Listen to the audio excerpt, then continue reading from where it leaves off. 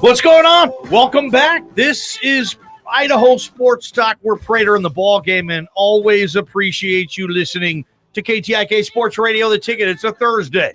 It's 5 o'clock. You're in your rig. You're headed home. You got a Luke Combs weekend. You got the Steelies this weekend, Prater, Saturday and Sunday. Nice. And you got a full hour with us right here, Prater in the Ballgame, getting you a chance to become a Boise State season ticket holder, and might even have some more Steelhead tickets to give away this hour as well. So definitely don't go anywhere and keep hanging with us on this, Prater, as we're going to continue our new series.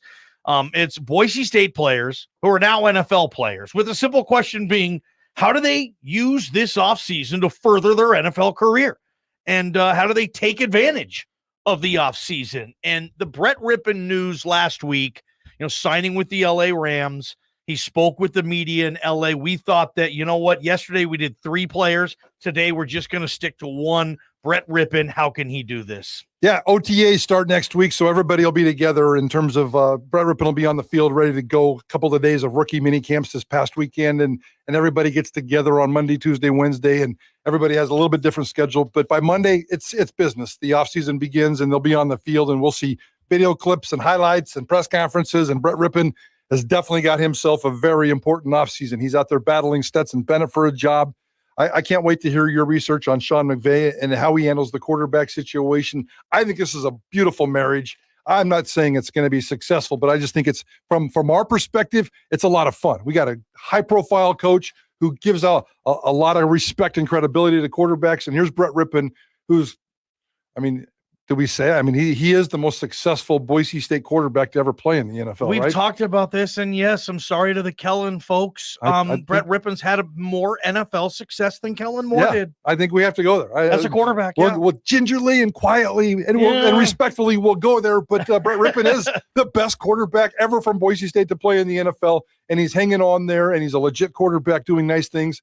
I think he can win the QB2 spot, but certainly Stetson Bennett's going to have a lot more leverage being where he came from and his background and his pedigree. But Brett Rypien, let's dive in, Ballgame. What do you know, bud? Yeah, you think Ty goes to the rookie in these type of matchups, and whether or not the Rams would feel comfortable trying to kind of place Stetson Bennett quietly on the practice squad. Probably makes more sense for them to go Rypien's direction and make him QB3. Most teams have a QB3. He just doesn't dress anymore. Yeah. He's on the practice squad. And if someone wants to rate him, fine, go ahead. And I think that's kind of been Sean McVay's mentality. Typically, he dresses 2 quarterbacks, but he'll always have another one on the practice squad. He always will. And there will be a practice squad quarterback with the Rams this year, and maybe they carry 3. He doesn't do that often, though. There was a time last year, I believe, where he had John Wofford, Baker Mayfield, and Bryce Perkins. That's how bad the Ram quarterback room was last year. Sean McVay was starting a guy named Bryce Perkins in actual NFL games. He brought Baker Mayfield on off the street. And in about 48 hours, Baker Mayfield dissected whatever he could of Sean McVay's playbook and actually went out and won a Thursday night game, if you remember that. Sadly, though, that was Baker's best game all year. That was his real highlight. Yeah. Here's what I did on this, some research on being a backup, being a guy like Brett Rypien, at least being with McVay. He's the quarterback whisperer, the guru, right? He's went to Super Bowls with Jared Goff. No one could win with Matthew Stafford, and I get it. He might have had some squirreliness in Detroit, but no one could win with Matt Stafford. Sean McVay won a Super Bowl with Matt Stafford at quarterback. Like I said, he got to a Super Bowl with Goff. I look at a couple of backups that Sean McVay has worked with in his career. In 2015, he was the coordinator in Washington for Jay Gruden. Okay, this is what got him the Rams gig, because Kirk Cousins had such a terrific couple of years statistically with Sean McVay coaching him. He threw for almost 5,000 yards one year. Kirk Cousins, crazy. But he had Colt McCoy backing him up, okay? Colt McCoy is still in the league 8 years later. Colt McCoy is, from what I would think, a realistic option, a realistic benchmark a realistic example for a football career as a QB2 that Brett Rypien could look up to. If Brett Rypien can have Colt McCoy's career and make, I don't know, 50-something million dollars and be that high-level, very respected QB2, I think we're off and running somewhere. And maybe Sean McVay has some of those thoughts that, hey, maybe I see in Rip something I saw in Colt McCoy. And Colt McCoy, when he went to Washington, he was not this, oh, he's going to be in the league forever. He was hanging on, okay? And what did his time in Washington do? It got him to continue a career. Now Colt McCoy is a 12-year, 13-year veteran in this league. So I look at that. Now, there have been a couple others, okay? Blake Bortles. Remember him? Sure. Sean McVay couldn't get anything out of Blake Bortles. He tried. He was a reclamation project, and I'm not saying that Brett Rypien is. Blake Bortles got a shot, and he messed it up and was never able to be anything. Rip hasn't got a shot. I relate Rip to the Wofford guy. John Wofford was a quarterback for the Rams the last couple of years, and I remember hearing McVay say he loves this kid, but he never really got to play. He was behind Matthew Stafford, but maybe Rypien can be of that mold a little bit too. So, and I'll tell you this, if you just look stats real quick, I mean, Sean McVay in his time, if you're a quarterback for McVay, you have a really good chance of finishing in the top 10 in a lot of key statistical categories. McVay's quarterbacks produce good stats. If Rip can make this team, and Matthew Stafford, are you kidding me? He's had bumps and bruises. Not sure there's a lot of stability there. Wouldn't shock me to see Rypien be, able to start a couple games for Sean McVay and the Rams this year if Stafford can't get it going. The first step there obviously would be winning the QB2 spot, and it doesn't have to be permanent because I would imagine it's going to go back and forth and be very situational. If Matthew Stafford gets hurt in the first half of the season, I think Brett Rypien is maybe your quarterback for the Rams unless he wants to go off. McVay wants to go off and get another quarterback, but he's bringing in Rypien, who's proved that he can be a backup and start and win football games in the National Football League. Stetson Bennett might not be that guy yet. He might be in the NFL for 10 years, but can he win an NFL football game in his first 2 months on a football team? So I don't know if that's the case. Down the road, if they need somebody really quick, maybe for one weekend, Brett Rypien's going to get his chances. They have that Dresser Wynn guy, the UT Martin kid that played against Boise State. I think he was the quarterback against Boise State, is the camp arm on that roster. So that's not a threat to Brett Rypien, who has started and has done well. And that's where he's getting this love from Sean McVay. So I think there's a chance. I mean, nobody wants Matthew Stafford to go down. Let's see if he can. If the NFL is a lot more fun when the Rams are dynamite, when the Rams are golden, when the Rams are clicking. I want that to happen. I'm not a Rams fan, but it's just more fun to watch. Yeah, McVay dialing up, scheming up plays that you haven't seen. You're like, whoa, I mean. I love that. That's entertaining to me. So I need to see that, but I think Brett Rypien, especially early on, is going to be one hell of a QB2 for the Rams. And at one point, Matthew Stafford, who hasn't even signed his contract, Matthew Stafford, Stetson Bennett, he's not even on the roster yet. He hasn't signed his contract, hasn't done the paperwork. I'm sure they'll figure that out. Yeah. But he's not ready to be an NFL starting quarterback yet. Brett Rypien spoke yesterday to the media, I believe they're in LA, his introductory press conference. And they asked him, of course, about his role with Stetson Bennett, the quarterback from Georgia, also on this team competing for QB2. Yeah, absolutely. I think anytime, and I think this is true for any QB room, you go in and you're all trying to help each other, but at the same time, that you're competing, right? So, it's no surprise to anybody, but at the same time, like, I want him to be able to pick up stuff from me because this is my 5th year in the league now. And, I think it is important to pass on things to younger guys, that knowledge that you've gained throughout the years. And, I think that just makes everyone better. I think that makes the building better, right? So regardless of who wins the backup competition or whatever, right? Like you just, you constantly want to be progressing and learning. And, for these rookies, they're going through so much, right? Like there's a million different things. And I remember my rookie year, it's the same way. It's like, there's so many different things that you're learning, new footwork, new offense, new terminology, how to call play in the huddle, is a skill. So, it's been great to, hear those guys ask me questions too. Just because like I said, this is my 5th year now, and I feel like I've seen a lot of offense, seen a lot of football. So, I've been more than welcome to help those guys. There's Brett Rypien. Yeah. Good teammate, consummate pro. Knows what to do. I mean, obviously, he comes from an NFL family pedigree, and he knows exactly how to conduct his business. That's always plan A in the National Football League, just knowing how to conduct your business. The skill stuff and the smart stuff comes a little bit later, and Brett Rypien is definitely going to be that guy. So smart dude and says all the right things. Cannot wait to see him out there working out with Stetson. You know, I would love to know what went on between Brett Rypien, Sean McVay, Les Snead, the general manager, and not promises that were made, but just like ideas that were suggested. Like, this is why we want you.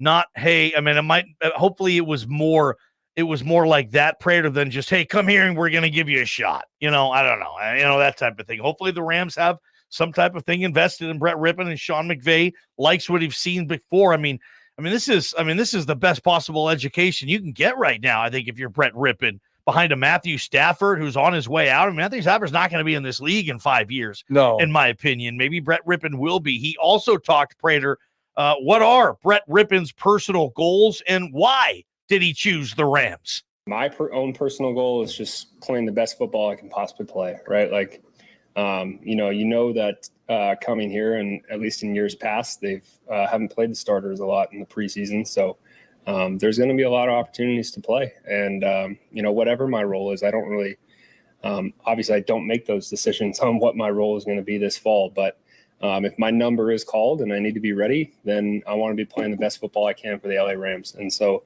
and then as far as why I came here, I think, like I stated earlier, this is a winning culture, a great head coach, a lot of smart offensive minds that I'm going to be able to spend a lot of time around and get to learn from every single day. So it's a great opportunity that I'm looking forward to.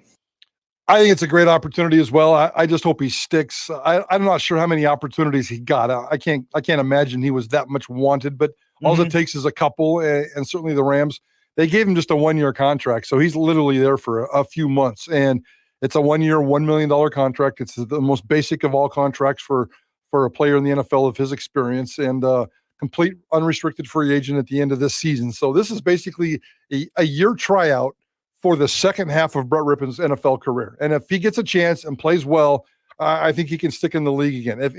If he sits on the bench or gets his chance and doesn't play well, Brett Rypien's career is definitely at a crossroads. No question. At some point, Prater, you think that he has to get to play, right? I think or so. Or else he just slips through the cracks, and very few backups get to hang out in this league without getting to play.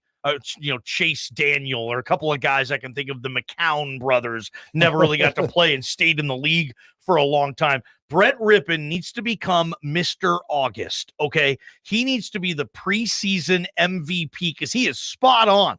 I don't know if the philosophy is going to change, but Sean McVay doesn't play starters in the preseason. He never has. They thought maybe it bit him in the butt last year. Maybe he changed his philosophy, but those quarterbacks, they're going to get a lot of run. And if Brett Rypien can hold off Stetson Bennett, he's going to get the first team reps in those games. That first drive, that second drive, when the players who you have to play if you're McVay starting, the starters you have to start, it was a numbers game, obviously.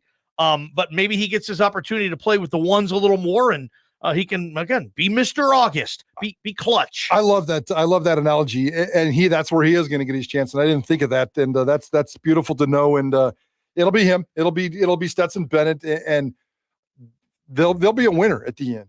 I don't know if they're going to announce a backup or a QB2, but we'll be able to tell. We'll be able to look at the stats. You and I will watch every snap that Brett Rypien and Stetson Bennett make in the offseason, and they'll be a winner. And I cannot wait to see how that plays out. I have, yesterday I told you I was bragging a little bit about how Kellen Moore texted bragging a me. Little bit. You screamed like a child. Oh, God. You screamed like a child and walked and ran around showing everybody your phone. I know, yeah. Well, it's been a while since he's texted me back. You were very excited. We were texting a little bit last night, Kellen Moore and myself, John Mallory. I don't care about any of this until he actually shows up on the show, right? What do you mean? I mean, you're going to sit here and tell stories. You're going to tell stories tomorrow. You're going to tell stories Monday, Tuesday, Wednesday. Are we just going to sit around and wait for Kellen Moore to show up again? JP, I can tell you guys this. I have confirmed. I think we're going to have. I think Kellen Moore reached out and said Wednesday next week works well for him.